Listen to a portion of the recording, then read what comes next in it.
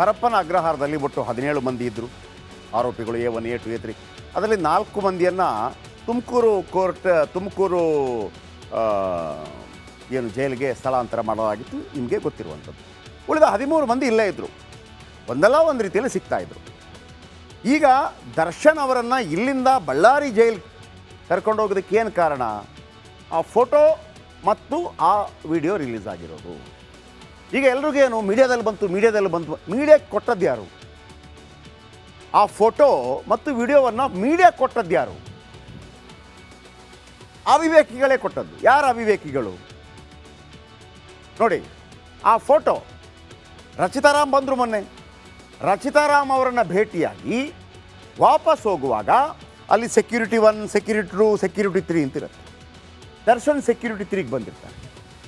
ಅಲ್ಲಿ ರಚಿತಾರಾಮ್ ಅವರನ್ನು ಭೇಟಿಯಾಗ್ತಾರೆ. ಮಾತುಕತೆಯಾಗಿ ವಾಪಸ್ ಹೋಗುವಾಗ ಅಲ್ಲಿ ವಿಲ್ಸನ್ ಗಾರ್ಡನ್ ನಾಗನ ಬ್ಯಾರಕ್ ಇರುತ್ತೆ. ವಿಲ್ಸನ್ ಗಾರ್ಡನ್ ನಾಗ ಏನು ಮಾಡ್ತಾನೆ, ಕರೀತಾನೆ ಯಾರನ್ನ? ದರ್ಶನ್ ಅವರನ್ನು. ದರ್ಶನ್ ಬರ್ತಾರೆ. ದರ್ಶನ್ ಬಂದಾಗ ಹೊರಗಡೆ ಒಂದು ಲಾನಲ್ಲಿ ಸೀಟ್ ಹಾಕ್ಬಿಟ್ಟು ಟೀ ಕಾಫಿ ಏನೋ ಕುಡಿತಾರೆ.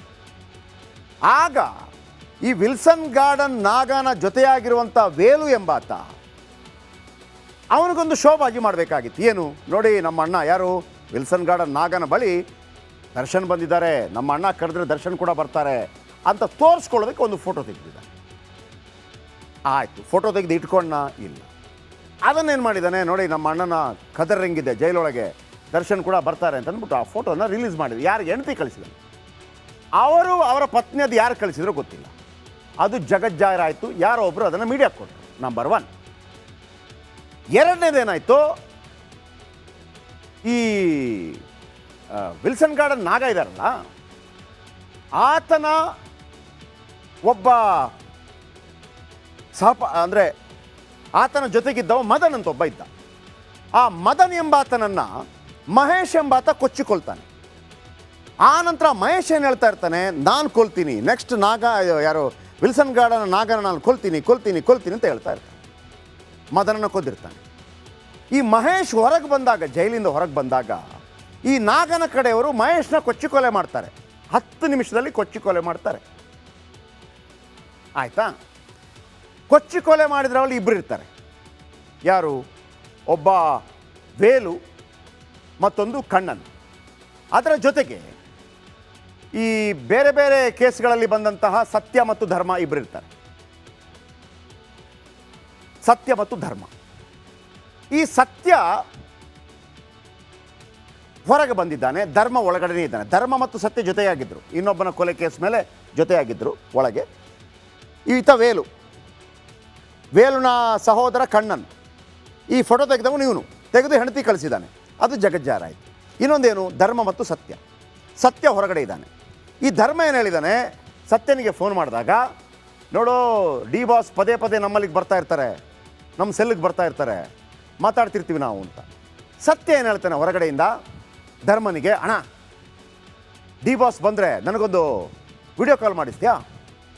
ಧರ್ಮ ಏನು ಮಾಡಿದ್ದಾನೆ? ವಿಡಿಯೋ ಕಾಲ್ ಮಾಡಿಸಿದ್ದಾನೆ. ಯಾರಿಗೆ? ಸತ್ಯನಿಗೆ. ಸತ್ಯ ಮಾತಾಡಿದ್ದಾನೆ. ಮಾತಾಡೋ ವೇಳೆಗೆ ಏನು ಮಾಡಿದ್ದಾನೆ, ಅದನ್ನು ರೆಕಾರ್ಡ್ ಮಾಡ್ಕೊಂಡಿದ್ದಾನೆ. ನೋಡಿ ಸತ್ಯ ಇದು ಹೊರಗಡೆ ಇದ್ದಾನೆ. ದರ್ಶನ್ ಮತ್ತು ಧರ್ಮ ಅಲ್ಲಿದ್ದಾರೆ ನೋಡಿ. ದರ್ಶನ್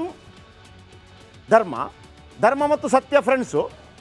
ಸತ್ಯ ಕೇಳಿದ್ದಾನೆ ಧರ್ಮನ ಹತ್ರ, ನನಗೆ ವಿಡಿಯೋ ಕಾಲ್ ಮಾಡಿಸು ಅಂತೇಳಿ. ವಿಡಿಯೋ ಕಾಲ್ ಮಾಡಿಸಿದ್ದಾನೆ. ಇವನು ಇದನ್ನು ರೆಕಾರ್ಡ್ ಮಾಡ್ಕೊಂಡಿದ್ದಾನೆ. ರೆಕಾರ್ಡ್ ಮಾಡಿಕೊಂಡು ಸುಮ್ಮನೆ ಇದನ್ನ ನೋಡ್ದಾ, ನಾವು ಯಾರ ಜೊತೆ ಎಲ್ಲ ಮಾತಾಡ್ತೀವಿ ಗೊತ್ತಾ, ಹವಾ ಮೇಂಟೈನ್ ಮಾಡೋದಕ್ಕೆ ಕೆಲವು ಫ್ರೆಂಡ್ಸ್ಗಳಿಗೆ ಕಳಿಸ್ಬಿಟ್ಟಿದ್ದಾನೆ. ಆ ಫ್ರೆಂಡ್ಸ್ಗಳಲ್ಲಿ ಒಬ್ಬ ಅತಿ ಪೆದ್ದ ಫ್ರೆಂಡ್ಸ್ ಇದ್ದಾನೆ. ಅವನು ವಾಟ್ಸಪ್ ಸ್ಟೇಟಸ್ ಹಾಕೊಂಡ್ಬಿಟ್ಟಿದ್ದಾನೆ. ಆ ವಾಟ್ಸಪ್ ಸ್ಟೇಟಸ್ ಹಾಕ್ಕೊಂಡಿದ್ದನ್ನು ಇನ್ನೊಬ್ಬ ಯಾರೋ ರೆಕಾರ್ಡ್ ಮಾಡಿ ಪೊಲೀಸರಿಗೂ ಕಳಿಸಿದ್ದಾನೆ, ಮೀಡಿಯಾಗೂ ಕಳಿಸಿದ್ದಾನೆ. ಮೀಡಿಯಾ ಬಿಡತ್ತಾ? ಇಷ್ಟೆಲ್ಲ ಅವಾಂತರಗಳಾಗಿದ್ದು ಆ ಫೋಟೋ ಮತ್ತು ಈ ವಿಡಿಯೋ ಕಾರಣಕ್ಕಾಗಿ. ಈಗ ಹೇಳಿ, ದರ್ಶನ್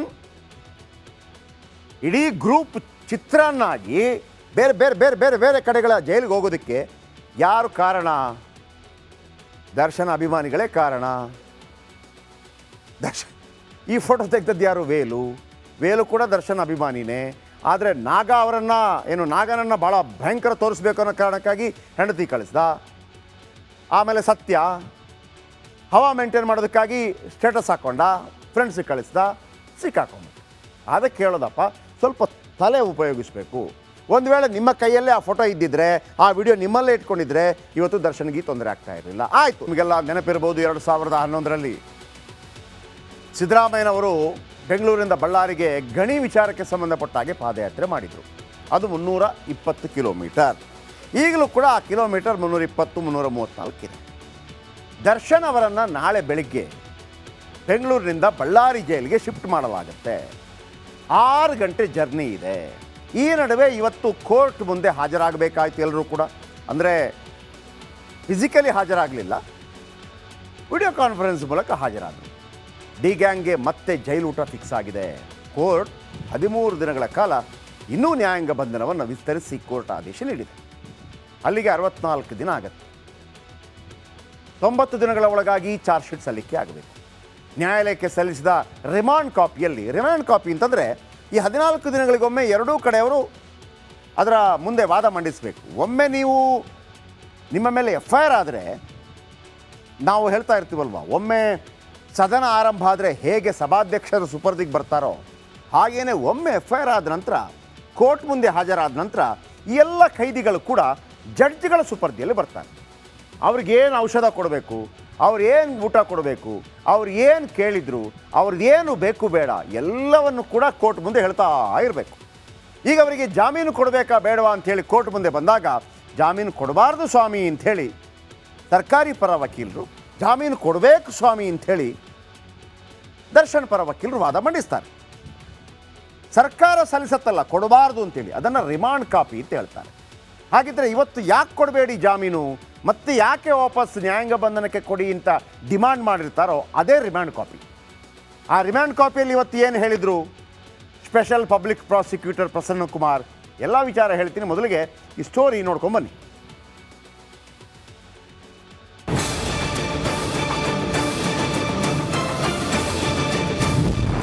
ನಟ ದರ್ಶನ್ ನಾಳೆ ಬಳ್ಳಾರಿ ಜೈಲಿಗೆ ಶಿಫ್ಟ್.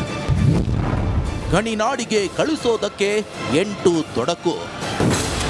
ರೇಣುಕಸ್ವಾಮಿ ಕೊಲೆ ಆರೋಪಿ ನಟ ದರ್ಶನ್ ಇಂದು ಬೆಂಗಳೂರಿನಿಂದ ಬಳ್ಳಾರಿ ಜೈಲಿಗೆ ಶಿಫ್ಟ್ ಆಗಲ್ಲ. ಕಾನೂನಿನ ಹಲವಾರು ತೊಡಕುಗಳಿಂದಾಗಿ ಗಣಿನಾಡಿನ ಕಾರಾಗೃಹಕ್ಕೆ ಕಳಿಸೋ ಪ್ರಕ್ರಿಯೆ ಮುಂದೂಡಲಾಗಿದೆ. ನಾಳೆ ಬೆಳಗ್ಗೆ ಕಾಟೇರ್ನನ್ನ ಶಿಫ್ಟ್ ಮಾಡುವ ಸಾಧ್ಯತೆ ಇದೆ. ದರ್ಶನ್ ಶಿಫ್ಟ್ ಮಾಡಬೇಕಂದ್ರೆ ನ್ಯಾಯಾಲಯದ ಆದೇಶದ ಪ್ರತಿ ಫ್ಯಾಕ್ಸ್ ಮೂಲಕ ಬಳ್ಳಾರಿ ಜೈಲಿಗೆ ತಲುಪಬೇಕು. ಪರಪ್ಪನ ಅಗ್ರಹಾರದಲ್ಲಿರೋ ಪ್ರತಿ ಬಳ್ಳಾರಿ ತಲುಪೋ ತನಕ ದರ್ಶನ್ ಸ್ಥಳಾಂತರ ಕಷ್ಟ. ದರ್ಶನ್ ನ್ಯಾಯಾಂಗ ಬಂಧನ ವಿಸ್ತರಣೆಯಾಗಿದ್ದು ಅದರ ಆದೇಶ ಪ್ರತಿ ಪಡೆದೇ ಶಿಫ್ಟ್ ಮಾಡಬೇಕಾಗುತ್ತದೆ. ಈ ಎಲ್ಲ ಪ್ರಕ್ರಿಯೆ ಮುಗಿಯಲು ಸಾಯಂಕಾಲ ಆಗಬಹುದು. ಇನ್ನು ರಾತ್ರಿ ವೇಳೆ ಯಾವುದೇ ಆರೋಪಿಯನ್ನ ಸ್ಥಳಾಂತರಿಸಲು ಅವಕಾಶ ಇಲ್ಲ. ಮತ್ತೊಂದು ಕಾರಣ ಅಂತ ಹೇಳಿದ್ರೆ, ಪರಪ್ಪನ ಅಗ್ರಹಾರದಿಂದ ಬಳ್ಳಾರಿ ಜೈಲು ಸುಮಾರು 334 ಕಿಲೋಮೀಟರ್ ದೂರ ಇದೆ. 334 ಕಿಲೋಮೀಟರ್ ಪ್ರಯಾಣದಲ್ಲಿ ಅಭಿಮಾನಿಗಳು ರಸ್ತೆಯಲ್ಲಿ ಗುಂಪುಗೂಡಿಕೊಂಡ್ರೆ ಸಮಸ್ಯೆ ಆಗುತ್ತೆ. ಅಷ್ಟು ದೂರ ಕ್ರಮಿಸಲು ಕನಿಷ್ಠ ಪಕ್ಷ ಅಂದ್ರೂ 6 ಗಂಟೆ ಬೇಕು. ಬಳ್ಳಾರಿ ತಲುಪಿದ ಬಳಿಕ ಆರೋಪಿ ದರ್ಶನ್ನ ವೈದ್ಯಕೀಯ ಪರೀಕ್ಷೆ ನಡೆಸಬೇಕು. ಇಂದು ಸಂಜೆ ಹೊರಟಲ್ಲಿ ಬಳ್ಳಾರಿ ತಲುಪುವುದು ನಡುರಾತ್ರಿ ಆಗುತ್ತೆ. ಆಗ ಮೆಡಿಕಲ್ ಚೆಕಪ್ ಪ್ರಕ್ರಿಯೆಗಳು ನಡೆಯೋದಿಲ್ಲ. ಆದ್ರಿಂದ ಇಂದು ದರ್ಶನ್ ಬಳ್ಳಾರಿಗೆ ಶಿಫ್ಟ್ ಆಗೋದು ಕಷ್ಟ.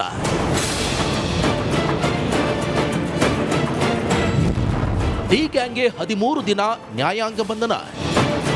ಇವತ್ತು ಡಿ ಗ್ಯಾಂಗ್ ಹಂತಕರನ್ನ ಕೋರ್ಟ್ ಮುಂದೆ ಹಾಜರುಪಡಿಸಲಾಯಿತು. ನ್ಯಾಯಾಂಗ ಬಂಧನ ಮುಂದುವರಿಸುವಂತೆ ಕಾಮಾಕ್ಷಿಪಾಳ್ಯ ಪೊಲೀಸರು ಮನವಿ ಮಾಡಿದ್ರು. ಆದರೆ ಡಿ ಗ್ಯಾಂಗ್ಗೆ 13 ದಿನಗಳ ಕಾಲ ನ್ಯಾಯಾಂಗ ಬಂಧನ ವಿಸ್ತರಿಸಿ ನ್ಯಾಯಾಧೀಶರು ಆದೇಶ ಹೊರಡಿಸಿದ್ರು. Bureau report, republic Kannada.